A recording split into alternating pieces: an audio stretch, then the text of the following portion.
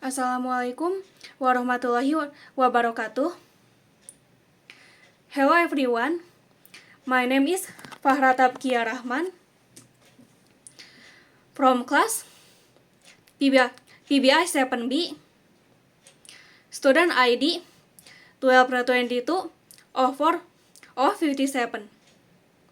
In this video, I will discuss my sociolinguistics midterm assessment based on two case studies. Case study A, code switching and translanguaging in an English class. And case study B, language and identity in a multilingual school. Both of these cases represent real classroom situations in Indonesia, where students and teachers use multiple languages such as English, Indonesian, and Sundanese to communicate and learn.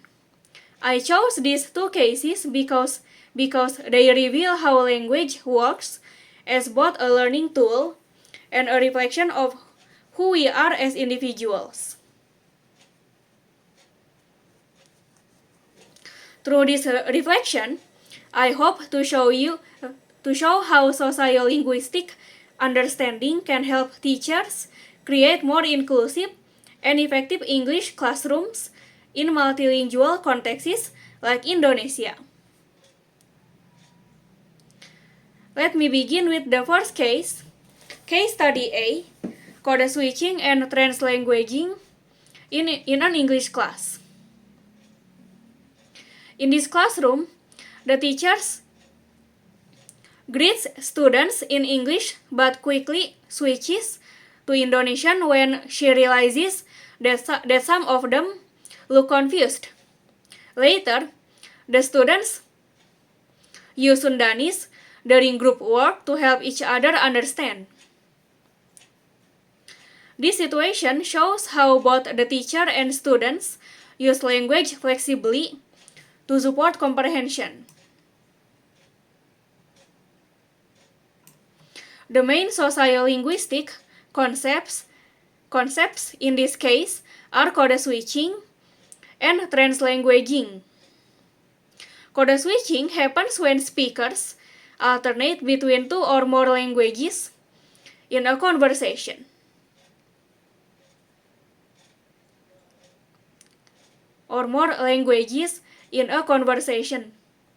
The teacher's code switching serves a pedagogical purpose. It helps students understand English grammar by connecting it to their prior knowledge in Indonesian.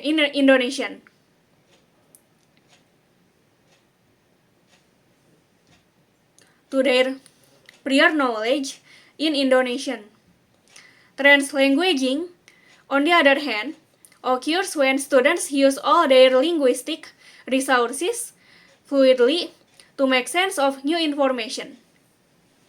When students mix English, Indonesian, and Sundanese, they are not simply being careless. They are using their full linguistic repertoire to learn more effectively. In my analysis, I found that code switching and translanguaging help bridge understanding in multilingual classrooms.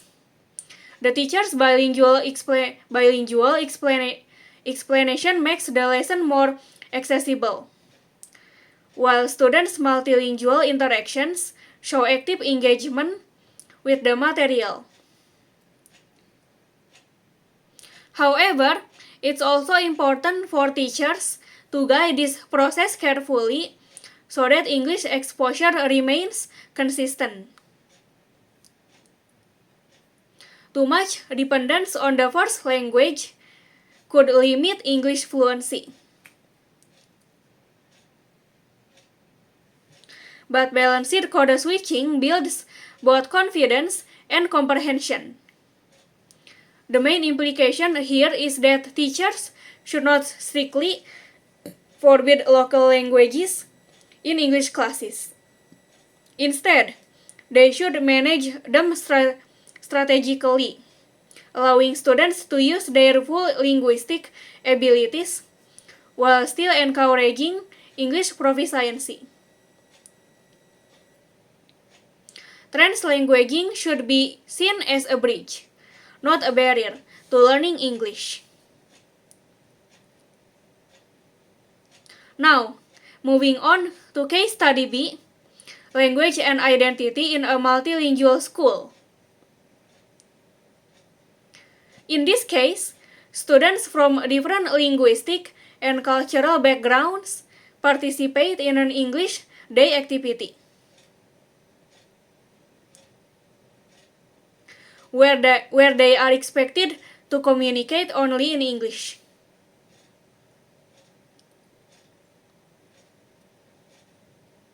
To communicate only in English. Some students are enthusiastic and confident, while others feel awkward or embarrassed. A Sundanese student even says, "I feel weird speaking full English." Tapi ya, penting buat praktis. This simple statement reveals a lot about how language connects to identity.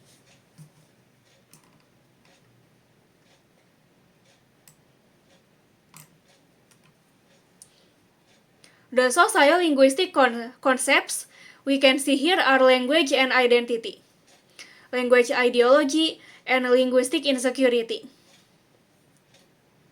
Language and identity are deeply connected because how we speak often expresses our sense of belonging and self-perception. In Indonesia, English is often associated with intelligence, modernity, or higher social status. This belief creates a language ideology that privileges English over local languages, which can lead to feelings of insecurity or inferiority among students who are less fluent.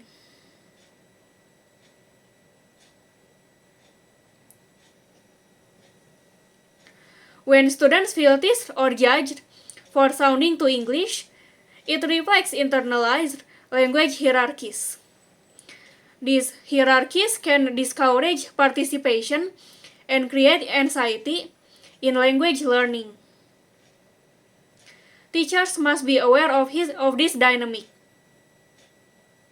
They can address it by showing students that using English does not mean abandoning their cultural identity.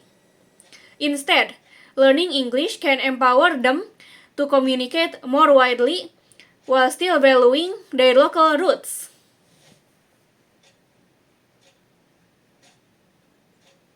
In practical terms, teachers should design classroom activities that promote inclusivity and appreciation for linguistic diversity.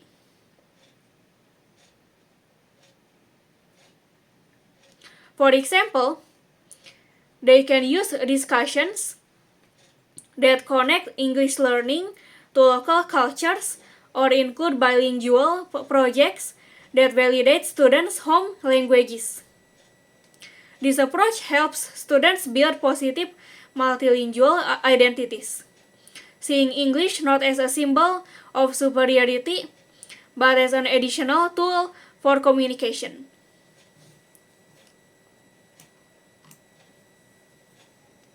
From both of these cases, I learned that multilingualism is not a problem. It is a natural and powerful resource in Indonesian classrooms. Code switching and translanguaging help teachers and students make meaning together, while understanding language and identity help teachers create safe and inclusive learning spaces. As a future English teacher, I realize that embracing sociolinguistic awareness means respecting every student's linguistic background. It also means building confidence, not fear, when students learn a new language.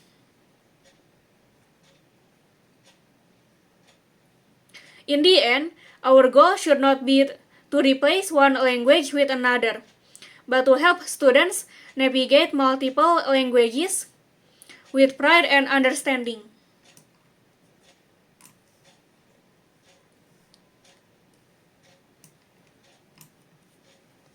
Thank you for watching my sociolinguistics midterm reflection video.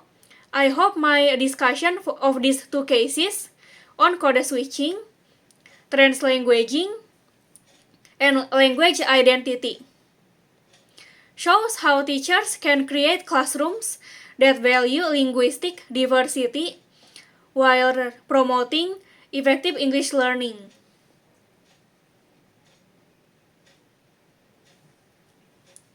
Thank you and have a great day. Wassalamualaikum warahmatullahi wabarakatuh.